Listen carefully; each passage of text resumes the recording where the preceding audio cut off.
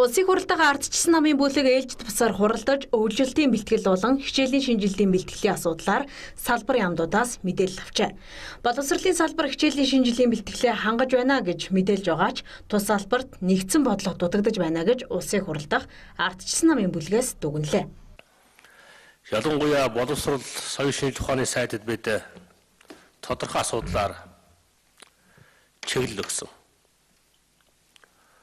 Нэгдүгээрт ихтэй сургуулийн оюутны төлбөрийг нэмэхгүй байх шийдвэртэй хатуу зогсоорой гэдэг асуудлыг тавьж байгаа. Эдийн засаг хүндрэлтэй энэ үед оюутны сургалтын төлбөрийг нэмэх нь мянган эцэг эхчүүдэд айл өрхийн амьдралд хүн дээр туснаа. Ихтэй сургуулиудын удирдах зөвлөлийн гишүүд болон боловсролын сайдын хооронд энэ жил оюутны сургалтын төлбөрийг нэмэхгүй гэдэг ерөнхий тохиролцоо байгаа. Ойлголцол байгаа.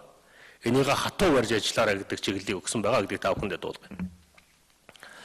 Хоёрдугаарт энэ цэцэрлэгийн асуудал байна. Цэцэрлэг хомсдолтой учраас эцэг эхчүүд 8 сарын сүүлд 9 сар хүртэл гадаа хоноглож хөнжил бүгээгээ бариад хүүхдэд цэцэрлэг төхийн тулд аж ахуйчаа цэцэрлэгч явуулахын тулд бөө асуудал үүсдэг.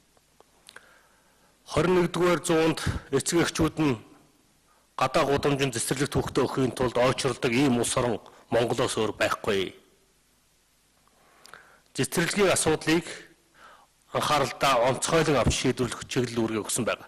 Түүнчлэн эрчим хүчний салбарт өвлжилтийн бэлтгэл хэрхэн хангагдаж байгаа талаар мэдээллийг ардчилсан намын бүлэг сонсжээ.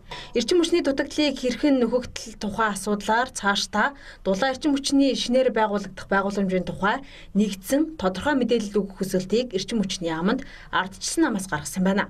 Мөн хөдөө орон нутагт баригдах дулааны цахилгаан станцын асуудлыг түргэн шийдвэрлэх хүсэлтийг ардчилсан намын бүлгээс эрчим хүчний яамд тавьжээ. Энэ жил засгийн газраас онцгой анхаарах зүйл бол өвлжилтийн бэлтгэлийг сайтар хангах.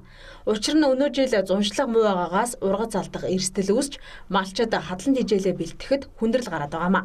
За сангийн яамд өвлжилтийн бэлтгэлийг хангахад чиглэсэн хөрөнгө мөнгө байгаач үүнийг төсвийн тодтголд тусгах хэрэгтэй гэдгийг ардчилсан намын бүлэгт мэдээлсэн байна.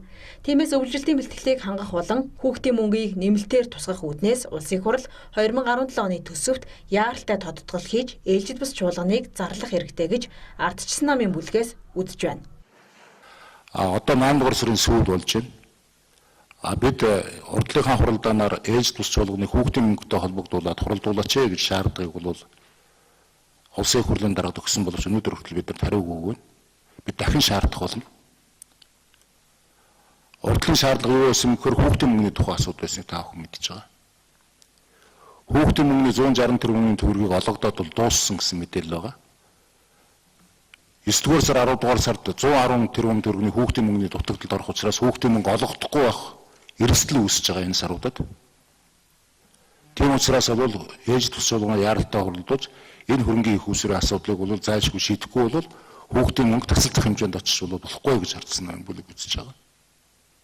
Хоёр дахь асуудал нь энэ үйлчлэлтэй холбоотой асуудал.